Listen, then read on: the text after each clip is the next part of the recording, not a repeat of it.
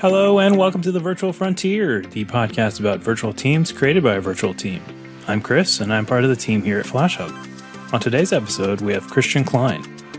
Christian is the Senior Advisor for peoplemanagement.org. Christian spoke to us about leading virtual teams from an enterprise perspective. So, here is episode 13 of the Virtual Frontier, featuring our guest, Christian Klein. Christian, after all these years of working in large corporate structures and companies, you have decided to transform yourself and your activities. Why don't you tell us a little bit and our audience about the personal career paths you took and your very personal change process over all these years? Thank you, Daniel, for your nice introduction. For sure. I would like to let you know a little bit about my personal career. Started many years ago with law studies, and after finishing as a German lawyer, I started my professional career at Daimler, where I passed my, the apprenticeship years, I call it always, where I really learned human resources work. And human resources work means the whole process from recruiting until the retirement. So what have been quite nice 4 years. And after that, I had the chance to go to Argentina with my family. And this was an important career step for me in reference to, learning intercultural management. The exposure to a totally different culture was a great experience for me and my family and my children. And so one of the highlights at that stage was the merger Daimler-Chrysler, where we had to combine 3 different cultures: the German culture, the Argentinian culture, and the North American Chrysler culture. So different companies, different environments, different people culture. And this was a great challenge on the one side and a great experience on the other side, that we really reached working together. I call it working together. Wow, that's great. So you have a lot of experience already with working with remote and distributed teams all over the globe with different cultural backgrounds and in big enterprises, like you told with Daimler Chrysler in that time. Yeah, exactly. It was really, for me at that time, something absolutely new. And you must see that at that time, the technology we had in the background, we didn't have internet, we didn't have, there was the beginning of the internet time, but we didn't have all these nice tools like Zoom today or others. These communication tools didn't exist at that time. We had video conferencing, which was very difficult to do and not like we do now via laptop, seeing each other. That's totally different, and was a great experience to have people around the globe together, connected by telephone line, not seeing each other, and with a very low technology level. But we made it. That's great. Yeah. And after Daimler Chrysler, after Argentina, I think you moved back to Germany, right? Yep. Yeah.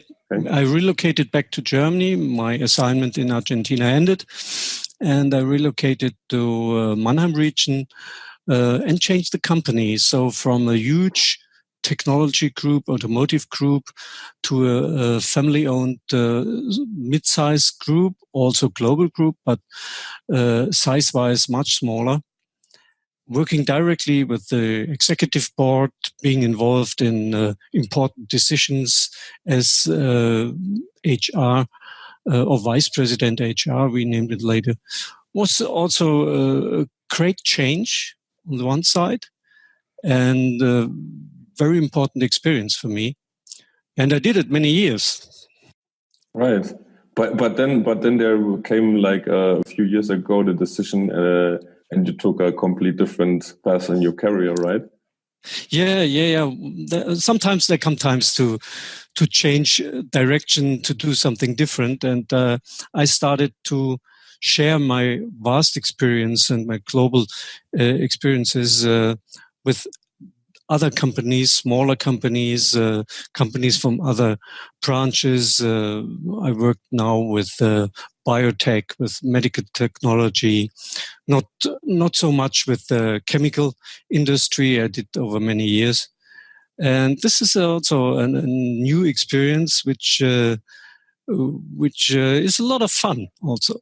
I can imagine that. Yes. Uh-huh. Cool.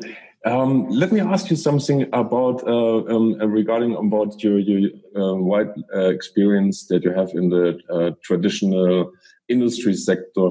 Would you say that the big traditional enterprises from today are fit for the future?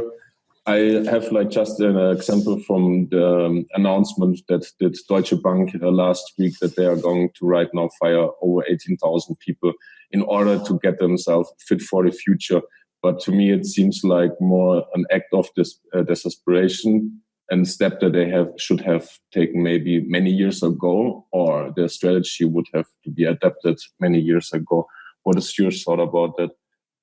Yeah, well, you have both. You have some traditional enterprises which are fit for the future, and others which, like you said, they should have done it many years ago. The restructuring or the new the refocusing on different products or different markets.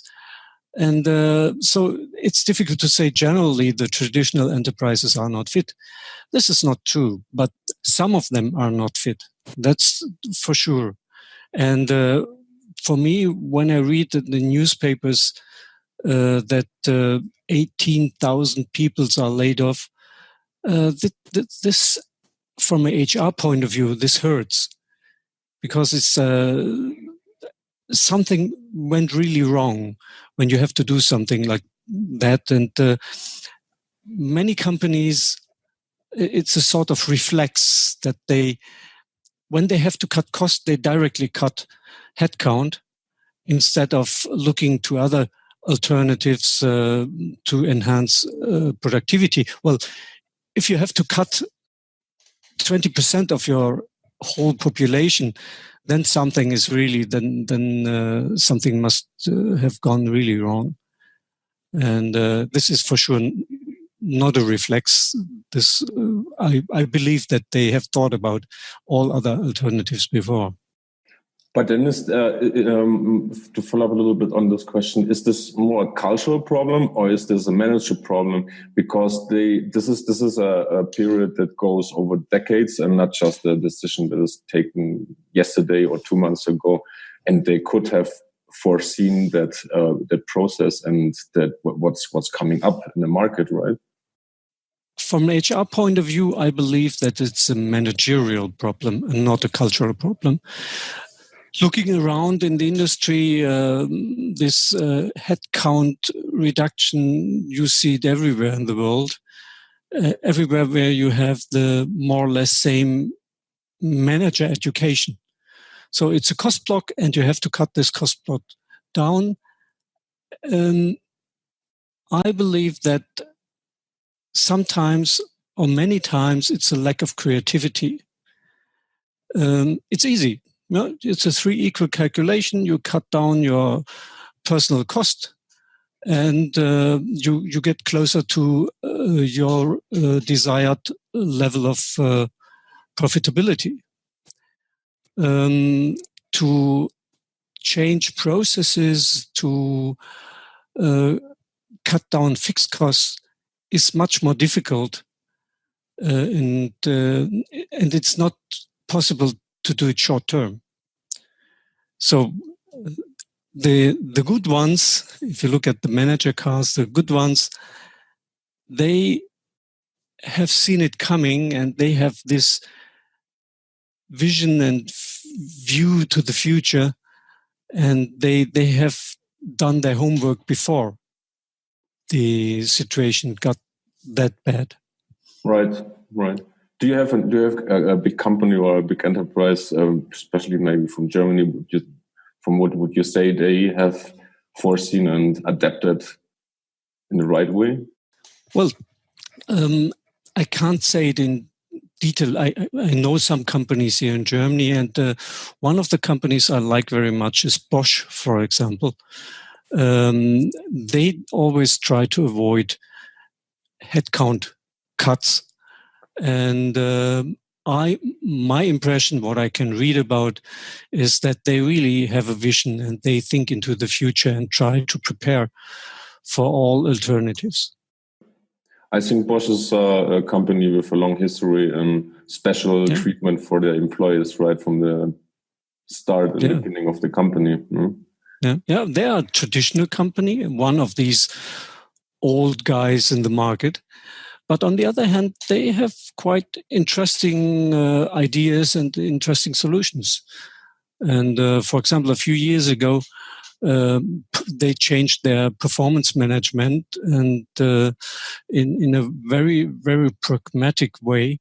And I found the solution they published then very interesting to all other companies. What would you say are the biggest obstacles for enterprises to keep up with this increasing speed of change and that affects us all over the place, and change this mode from reactive, defensive into something that is embracing the change and the unknown, and especially in order to get fit for the future? Well, in today's environment, one obstacle is a cultural and a personal imprint. You can see, for example, once you love to analyze every topic in detail and discuss the different alternative solutions, then you will easily lose the touch to the top group. As an example, if you watch today's students, how they learn compared to earlier times. During my studies, we had to go to the library to look into the books and to search the different opinions. And so we had to go through piles of paper discussing legal problems. Nowadays, the students, they can Google the problem and they get a priority list of five books to read or 5 articles to read. And then not very easy, but very fast, they can get to the core of the problem. And so the student who still goes to the library and goes to the books and the articles, and this student will lose contact, will lose the liaison to the top group time-wise. And this is a little, you can compare it to the companies. If you still work with the old tools, if you really go into every detail and go through all the documentation and try to find out the last screw to turn, then it may happen that you're too slow. You're simply too slow. Okay, I understand that. So I think you talked about just in the entrance in the beginning of our talk about this new leadership styles and approaches that you need in order to proceed and progress. As we have this omnipresent environment of changes that is the only consistent that we have today, what are our new styles of leadership or skills that are requested from persons in company or employees in company? Command and control is out. That's also, if you try to continue command and control, you're absolutely too slow. You never will speed up with the modern companies. And this is the leadership which is required today. The topic which is required today is trust. Everything works only with trust. The whole networking thing works only with trust. Without trust, a network, especially a virtual network, will not work. So the leadership skill which is requested is the skill to create trust on the one side. On the other side, you need sort of error culture, mean that not the minor error directly lead to the situation that you are fired. So a certain error culture to work with, and the being able to speed up with your competitors, and you are only able to speed up with your competitors if you trust your people. That's my personal belief. And that's why I'm telling everybody that they need to learn to trust each other. Yeah, trust and transparency are important key factors. I will ask you later on a little bit more in detail about that. As an executive coach and constellation consultant, you help leaders and executive coaches to find answers and solutions in order to succeed for it. What is your personal and professional approach to that? Well, every case or every coaching situation is different, but very often we have the situation that we are in the meeting, during the talk, we are like opening a drawer you haven't opened for many time. And so looking into that drawer, very often we find surprises and we find things which can be very helpful for the creation of the future situation. So in that sense,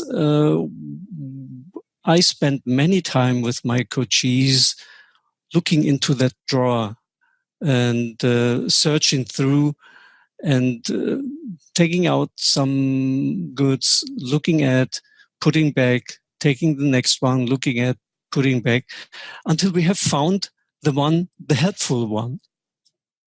And so an important thing is to take that time, to discuss and to look at and to really analyze what is helpful and what not. Do you have some for our listeners, some practical tips how they could start to work and evolve personally and maybe professionally those new skills for themselves and maybe for using them inside their company?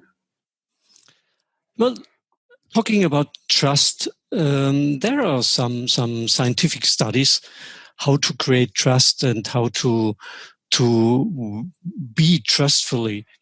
And there are some steps to take. For example, show respect and be interested in the ideas of your people. It's so important. How can you trust someone who does not show respect towards you?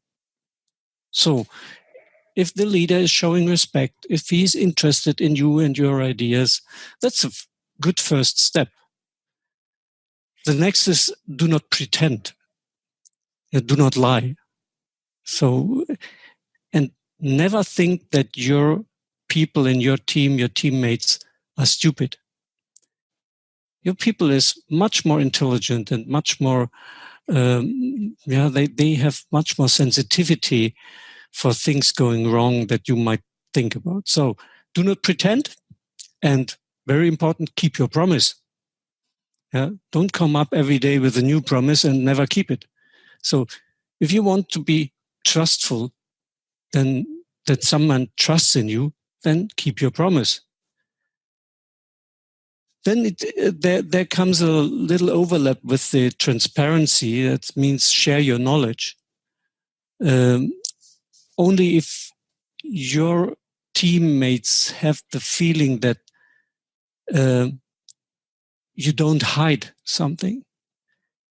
Once they have the feeling that you share everything, they start trusting. Unfold your targets, one of the next steps, and the most important, communicate, communicate, communicate. Once you do not talk to your people and your people does not talk to you, how can you create trust? It's mankind has to talk. We have to talk to share information and to make clear also your ideas, your vision. Yeah, that to understand each other. Yeah. Well, and last, accept and admit that you are not unfailing.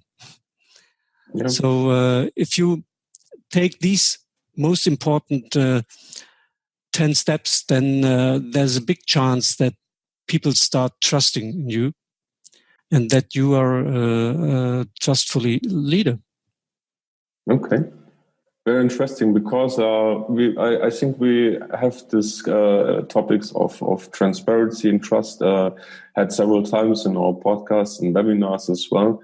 And it's very interesting that each person we have a general understanding of what is about trust and transparency. But when you go to the details, what everyone is really understanding about it, it's getting always diverse. It's a wide topic. Yeah, it's difficult to say, well, you have to do this and then will happen that. So people are different, and someone can try to respect all others and he will never reach to be a trustfully person because of, I don't know, something what does not work. But together with transparency, trust plus transparency, then you have the chance to get a real strong leader. And transparency, well, has directly to do with the not pretending, not lying, unfolding the targets, your targets. That's all part of transparency. Yeah, and have no hidden agenda. Yeah, because if you think that your agenda stays hidden, you're wrong. Hidden agendas are always detected. Sooner or later. No? Sooner or later, yes. And then once you have lost trust, it's hard to rebuild, and it's nearly impossible to rebuild trust.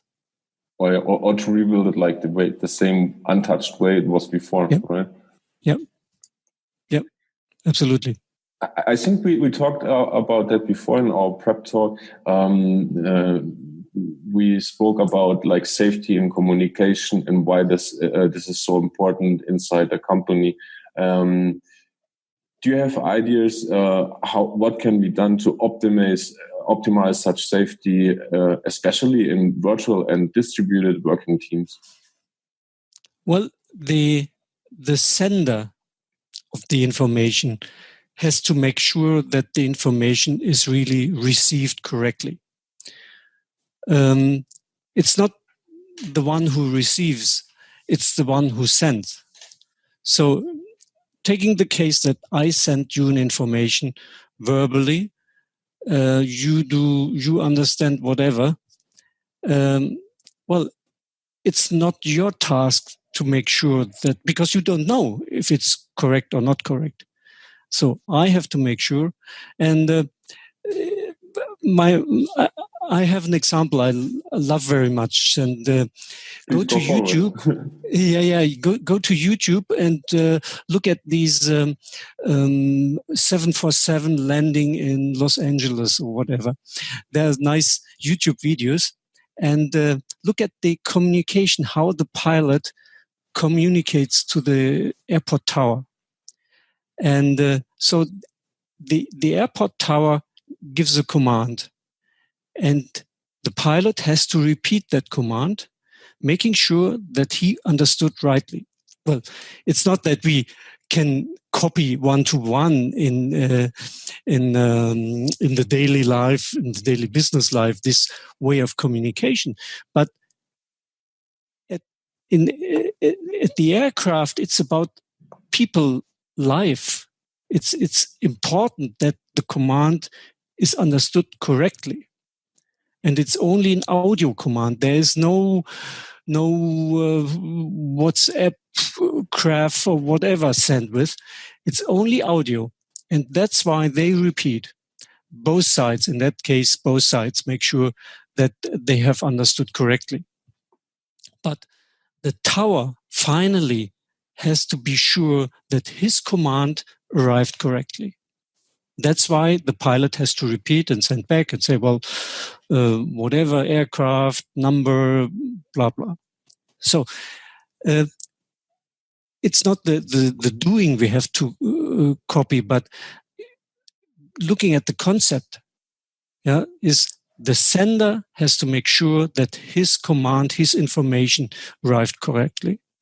How you do? Well, this is how you work together. Yeah, so you can ask for a confirmation by email. You can,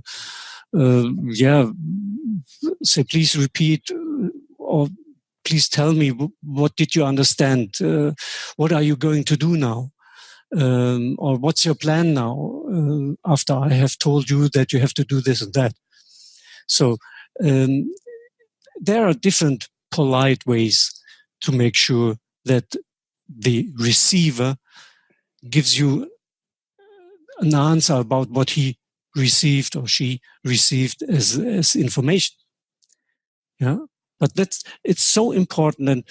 And looking at the virtual teams or all teams we have now, the global teams, there are only a few people talking mother tongue. I mean, right now we are talking not mother tongue, we are talking English, and we both are Germans, but we want to have our audience worldwide understand us, you know? Exactly. Exactly. I have experienced so many teams, a fellow from India, from the United States, from South America, from France, from Spain, all together, and speaking English as the lowest denominator. But out of this group of 10 people, only 2 have been mother tongue speaker English. And then it's so easy to misunderstand, specifically if you have people together from different cultures. It's not only the different languages, the different cultures. And and in addition, if you have only audio and no video, you can't see the other person, the gesture and the eyes blinking or whatever. Their misunderstandings are provoked so easily. That's why being responsible for that group or that team, or being responsible for the information transfer, you have always to make sure that the information is received correctly. And that's the sender. In my understanding, it's the sender who has made sure that the information is received correctly. Yeah, and from what I got, what you explained right now, a crucial is like always have this feedback loop, like really to make sure what I have sent out is understood and what action is going to be taken afterward. And is this action going to be implemented right away? Okay. Yeah. In our German culture, we sometimes feel as not polite to ask, did you understand correctly what I told you? So it's a language thing then to make sure that your question or making sure that the receiver received correctly. It sometimes is a little bit delicate, but in my opinion, there's no other way. Correctly.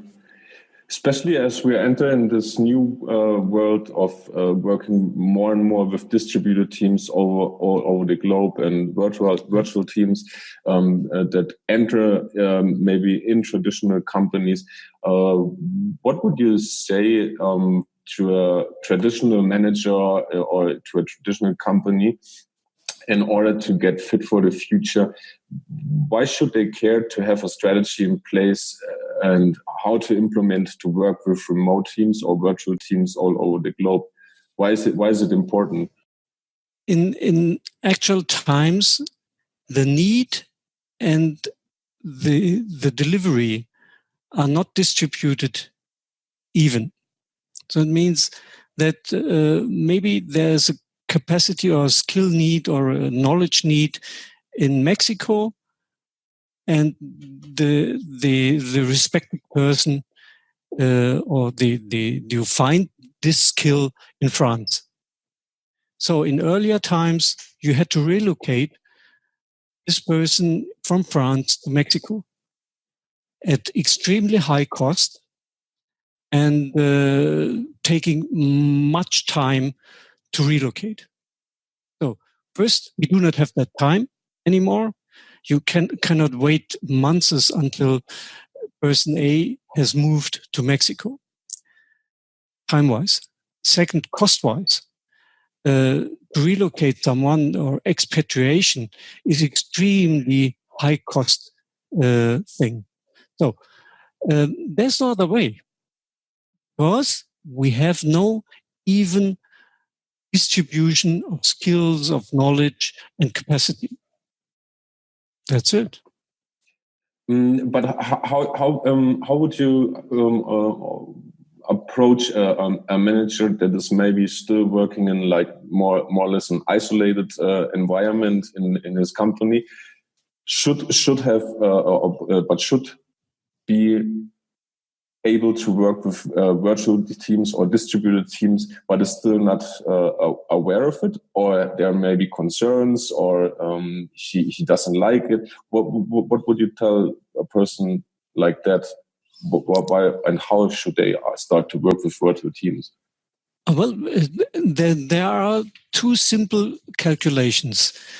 We can sit together and then we make a three-evil calculation about cost of relocating someone, and we can make a simple calculation of time needed to relocate someone or to get that specific knowledge to the place where you need it. So the analog way in that respect is by far more expensive and time consuming as the digital way to bring people together. In that case, virtual teams, you have a cost factor, a cost saving, which is enormous, plus the time saving. But the cost saving itself is unbelievable high. And most managers will have no other alternative in the future. Yeah.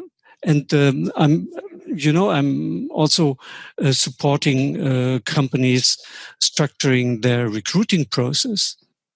You have the situation that in some regions, nobody wants to move there. Nobody wants to relocate in that region. We don't talk about international transfer. Also, we talk about local or regional transfer from region A in Germany to region B in Germany. You have a lot of people, they don't want to move. Or they don't find affordable living. Yeah, we are starting to experience that you need to, or your working location is around Munich.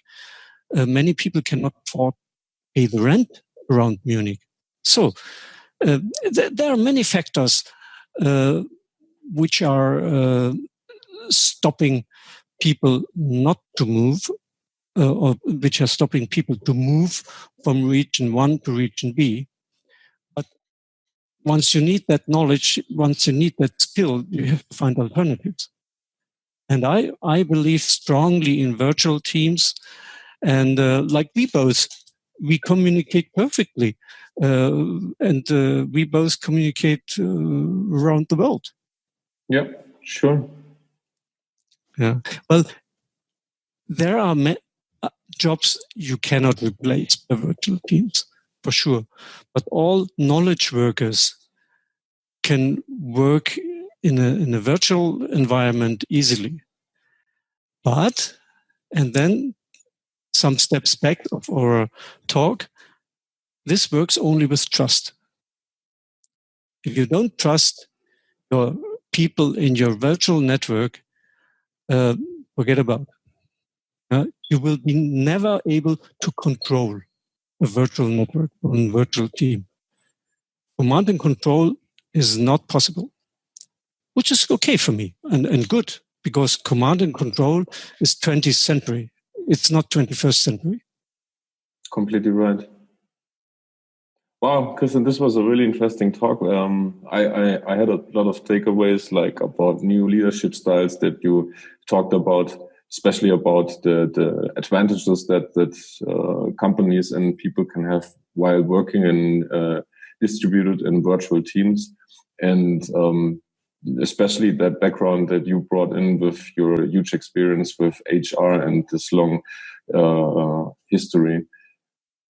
Let me ask you a closing question. How can our listeners get in touch with you when they want to reach out to you and speak to you in person? What are good ways to get in contact with you?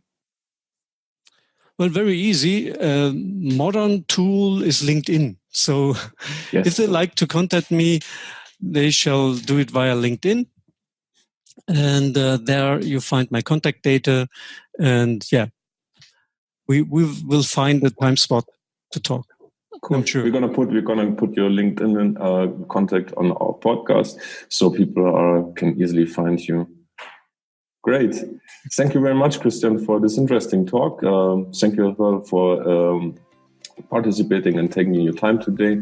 Thanks to our audience, and we see you in our next episode here on Virtual Frontiers. I'd like to thank our guest Christian Klein for joining us today.